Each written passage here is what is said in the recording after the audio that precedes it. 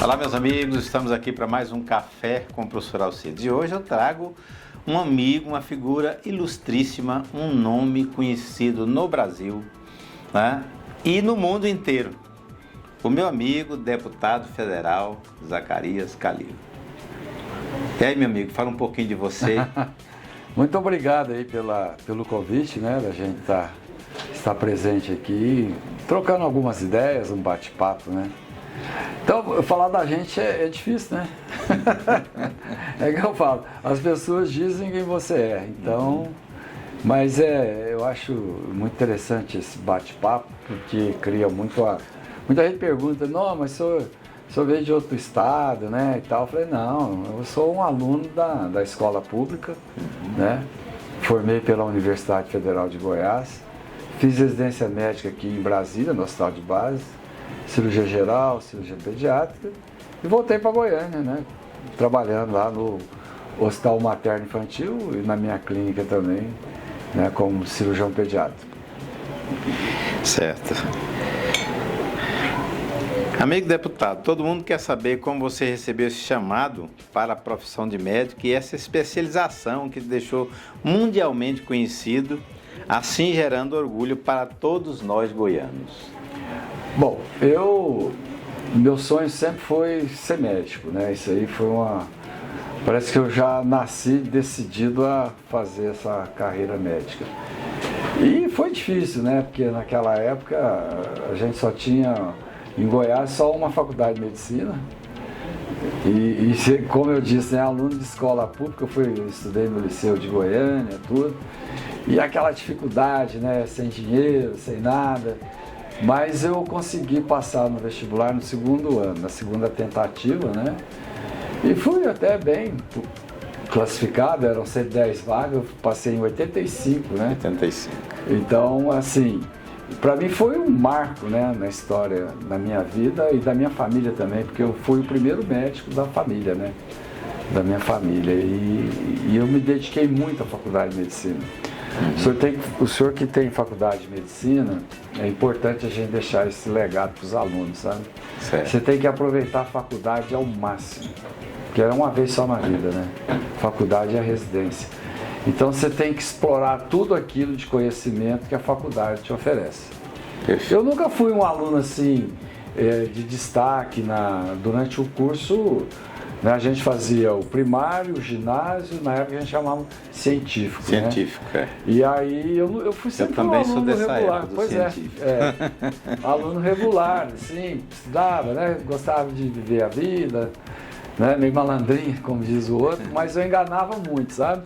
Eu fazia as minhas peripécias lá, mas eu sempre estudando. Estudando e se dedicando. Me dedicando, tanto é que muita gente assustou quando eu passei no vestibular, né?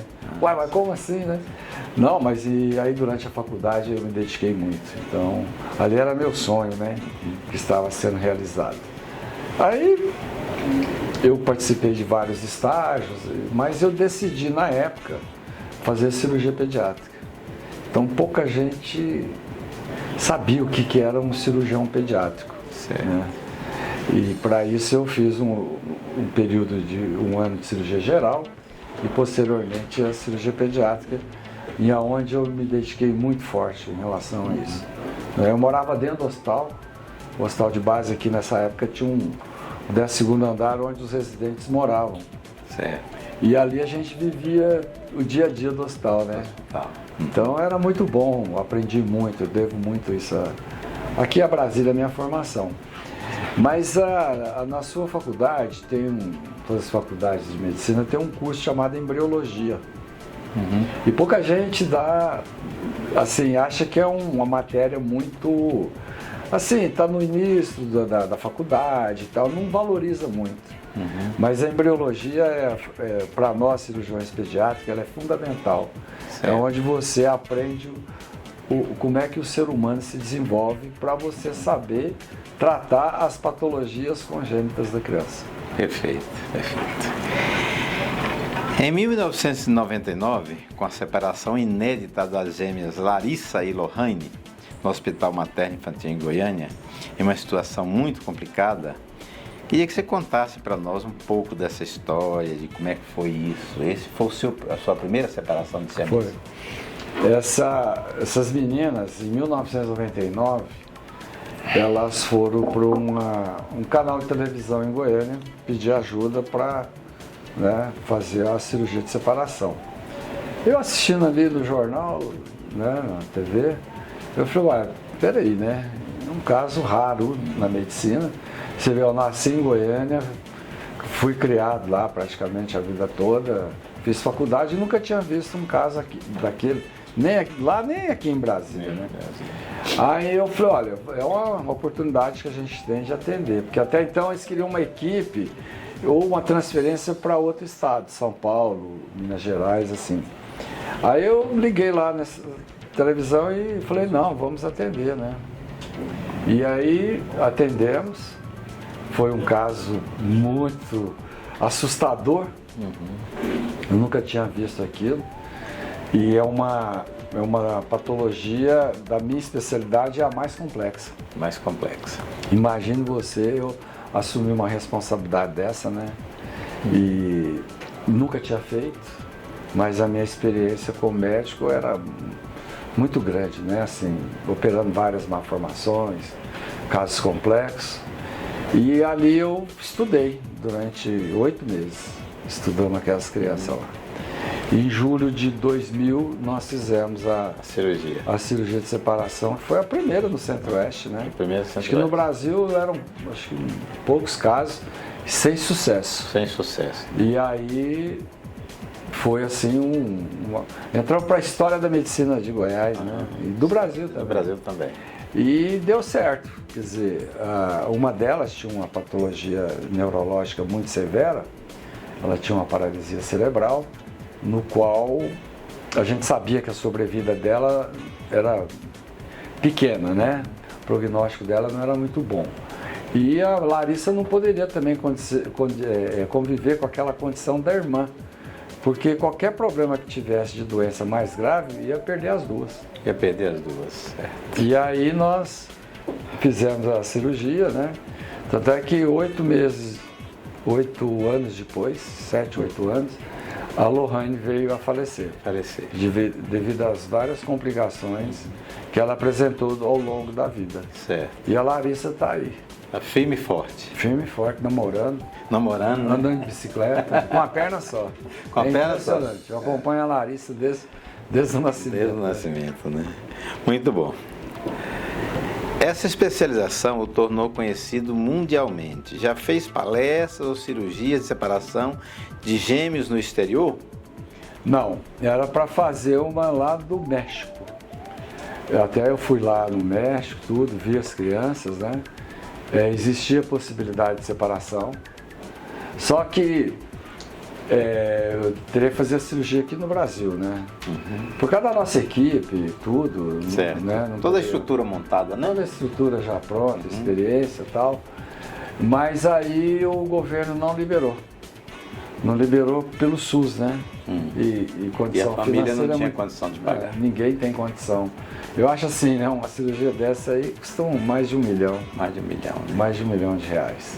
Se você for pagar honorários, pagar UTI, medicamento, hemoderivados, né? E aí você sabe o que eu fiz um dia? Pouca gente sabe disso.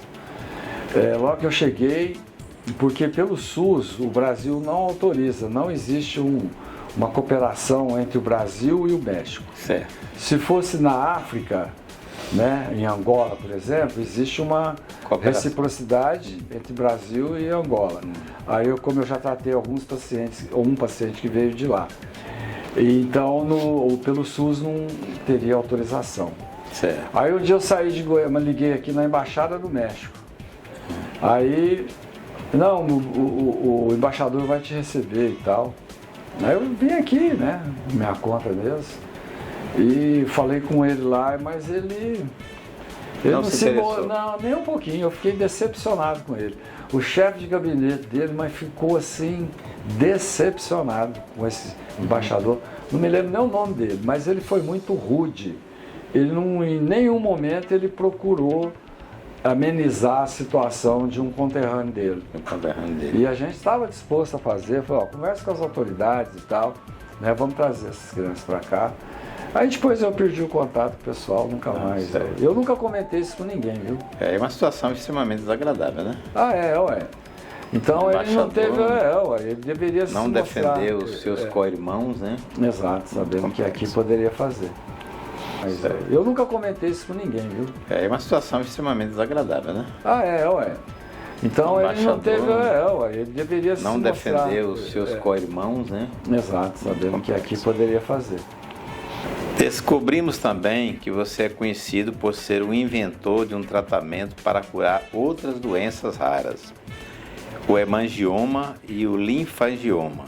Isso. Conte mais sobre essas doenças raras e o tratamento. Bom, o hemangioma e os linfomangiomas são patologias benignas, né? Mas hoje não são tão consideradas doenças tão raras, né? Alguns casos é classificado. São tumores, né? Que a criança apresenta, aquelas manchas aqui de nascença. Inclusive aqui na Câmara tem um deputado federal, o Reginaldo Lopes. Reginaldo Lopes. Ele tem um hemangioma grande aqui nessa região. No rosto. Até conversei com ele, né? Ele falou, não, isso aqui é minha marca, não quero saber tirar ele mais não. Isso causa bastante bullying também, né? Mas esses tumores, eles são muito invasivos, apesar de ser benigno. Eles invadem, causam obstrução da traqueia, do esôfago, né? Tem paciente que você tem que colocar sondas para poder alimentar, para poder respirar. Certo. E eu desenvolvi um tratamento para isso, e de redução de tumores, tem um que chega a quase zero, né? Coisa boa. Então aí eu pedi a patente desse produto, eu consegui a patente, então eu tenho uma patente intelectual, e a patente é uma coisa muito séria. É uma patente, quando você tem uma patente, você passa a ser respeitado imensamente em todos os setores, né? Certo. Então, por exemplo, eu já estive até em Genebra, no Congresso Mundial de Patente Intelectual, a convite da ONU. Ah, certo. Eu fui lá e tal, e apresentei, já como deputado, né? Como deputado. Inclusive a Câmara, há pouco tempo atrás, tem trabalhado em cima das patentes, aí eles fizeram também um documentário comigo muito grande. Tem documentários no mundo inteiro em relação a esse tratamento que eu faço, né? Já estive nos Estados Unidos, em Harvard, apresentando lá com o pessoal da fundação que eu faço parte. Certo. Quer dizer, então assim, nós nos tornamos também uma referência mundial nessas patologias aí. E hoje lá no ECAD, o Hospital da Criança, nós temos um setor lá só para isso. Inclusive agora também estou desenvolvendo um trabalho científico com a Universidade da União Evangélica em Anápolis, de um tratamento que a gente está desenvolvendo lá para asma grave, porque esse medicamento pode atuar, porque ele é um supercorticoide, na asma grave que não responde a tratamentos comuns, e também no câncer de pulmão. Então vai ser testado em ratos, camundongos, né? Então o projeto já está em andamento, com o professor lá, Rodolfo. Isso vai ser um avanço muito grande, né? Nossa Senhora, isso aí, né, dá uma notoriedade muito grande. E também, assim, várias situações, né? Ontem mesmo eles me ligaram a respeito disso. E a gente trabalha nesse sentido. E sempre pesquisando como médico, cientista. Certo. E aqui na Câmara, você lembra, há 4 anos atrás eu fui indicado, né, pelo Prêmio Nobel de Medicina. Prêmio Nobel de Medicina. Eu estou correndo atrás dele aí. Tá certo. Deputado, você sempre se destacou na área médica e se tornou um conhecido por causa das suas cirurgias de separações de gêmeos siameses. O que o levou a entrar na política partidária? Bom, eu acho que a gente sempre tem vontade, né, de entrar na política, ver como é que funciona e tal, mas às vezes você não tem oportunidade.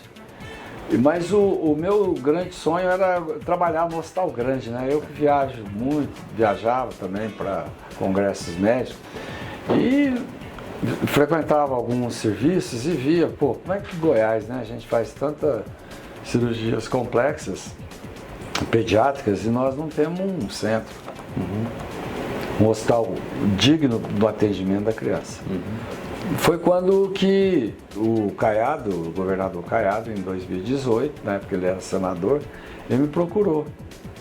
Eu até achei estranho, eu estava fazendo uma caminhada lá no condomínio, o celular tocou, era o governador, o senador.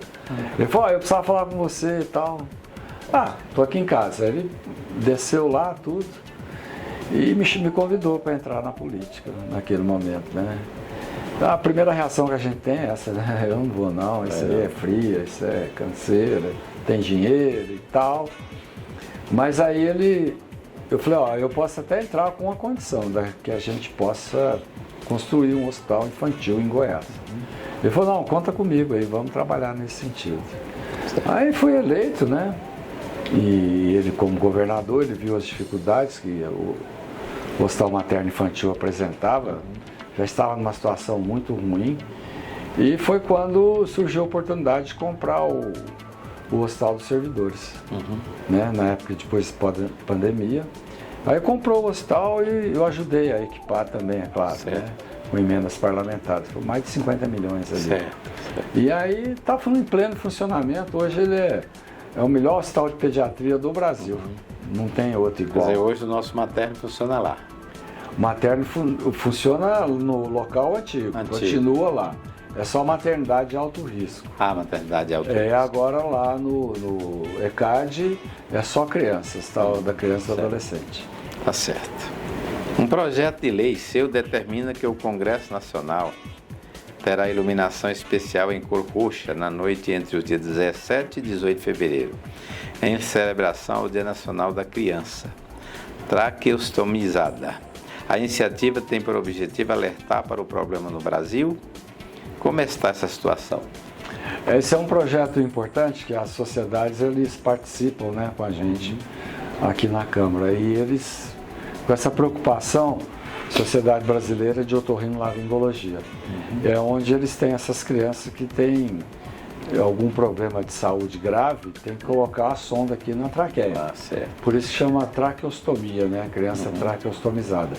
E isso aí envolve uma série de riscos, né? Que a criança passa a apresentar ao longo da vida, até a vida adulta e tal. Ou seja, você tem que ter muitos cuidados em relação a isso, na troca da cânula, nas complicações que ocorrem na traqueia, às vezes até sufocação por excesso de secreções, né? E aí eles pediram, né, que fizesse um projeto de lei e o dia de conscientização da criança traqueostomizada. Perfeito. E aí, claro, fizemos sim, né, a sociedade, né, a influência é muito grande. E aí conseguimos aprovar tudo, foi para a sanção e aprovou. E aí o dia do ano, né, nesse período aí, a Câmara Federal, a iluminação é... 17 e 18 a iluminação. Inclusive eu consegui também iluminar lá no Oscar Niemeyer, em Goiânia. Então conversei na época com o Fabrício, que ele era o responsável lá. E aí o gabinete desse funcionava lá. E aí eles começaram a praticar a mesma situação daqui.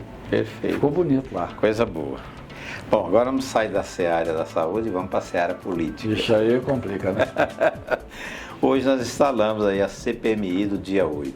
Como é que você vê essa CPMI? Qual que é a sua opinião? Isso aí já devia ter acontecido há muito tempo, né? Eu acho que nós temos que esclarecer os fatos. Perfeito. Não adianta você ficar falando aqui, falando dali, tal, mesmo no plenário. Tá errado? Tá. Você tá certo? Tô. Então, não. Ninguém tá certo, ninguém tá errado. Mas nós precisamos esclarecer. Não importa se o governo atual acertou ou errou, e nem o governo passado. Quem vai decidir é a CPMI. É a CPMI. Entendeu? Eu vejo aí, acho que a população em geral vê com bons olhos. Agora, eu não entendi porque na época lá pediram o sigilo das câmaras. Né? Quer dizer, então, eu achei aquilo estranho. Se você pediu sigilo, porque deve ter alguma coisa aí que não condiz com o que você fala, né? Certo. Mas então ela vem agora para, né, esclarecer. Vai ser instalada uma outra CPI, é a CPI das invasões, que também a gente considera um caso extremamente grave, né? Durante os 4 anos do governo Bolsonaro, nós tivemos 12 invasões. Em 4 meses do governo Lula já passou de 50. Por isso, a bancada agropecuária resolveu abrir, né, uma CPI. E essa CPI deve ser implantada de hoje até amanhã. Como é que você vê isso? Eu vejo também como positivo, né? Porque as pessoas invadem sem critérios, né? Então, eu não vejo assim invasão de terras improdutivas, por assim dizer. Invadem fazendas que já estão consolidadas, tudo, algumas, né? Nem todas, mas eu acho que não pode. Vai virando uma bagunça, um país que vai se tornando... Como assim? Você mora num estado que naquela região lá o índice de invasões é grande. Eu não vou morar lá não, eu não vou investir num local desse, né? Já começa a prejudicar a economia. E o que eu vejo assim também é que, será que dá certo essas invasões? Porque o pessoal invade e tal, passa um tempo, aquilo ali, o governo não dá o subsídio que eles necessitam, né, para você manter a pessoa na terra, aí eles trocam aquilo ali por outra coisa, por carro, e vão embora. Eu já vi isso. Nós já vimos isso antes. Né? Antes. Então, precisa fazer uma reforma, né? Sim. Mas invasão não, né? E além das invasões de terra, às vezes agora deram para invadir a cidade também. Nós tivemos uma invasão na Embrapa, né? Isso. Nós tivemos uma invasão na Emater. Então são duas coisas assim, são 2 empresas de pesquisa e que estão ali trabalhando e produzindo para melhorar a situação no campo, né? Eles invadiram e tomaram posse e não estão querendo sair. Pois é, isso é um problema sério, né? Isso é um retrocesso. Então, um país sem lei que possa... Sem segurança jurídica, sem segurança jurídica, né? Bom, então vamos encerrar aqui no nosso cafezinho, o nosso bate-papo. Quero que você faça as considerações finais aí, para que a gente possa voltar, não muito distante, a falar novamente sobre as ações nossas na Câmara. Não, eu agradeço aqui a oportunidade de estar aqui com vocês, né, de poder falar sobre alguns temas aí, que eu domino muito a medicina, né? E também a política da gente, né, da experiência que nós estamos tendo aqui. E que os alunos, né, vou passar uma mensagem para os seus alunos aqui, porque a gente vê muito aí, às vezes a pessoa entra numa faculdade pensando só em retorno financeiro. Então eu cheguei aonde eu consegui chegar no serviço público. E eu aprendi que você tem que usar o seu conhecimento para beneficiar as pessoas. Com certeza. Né? E aí você consegue almejar o seu intuito, né? Então, é isso que eu deixo de recado aqui para vocês. Tá bom? Certinho. Obrigado, meu amigo deputado Zacarias Calil. Foi um prazer muito grande estarmos aqui com esse bate-papo legal com você. E muito obrigado a você que está nos acompanhando aí, os internautas, todos aqueles que nos acompanham. Um abraço, fiquem todos com Deus e até a próxima oportunidade. Até a próxima.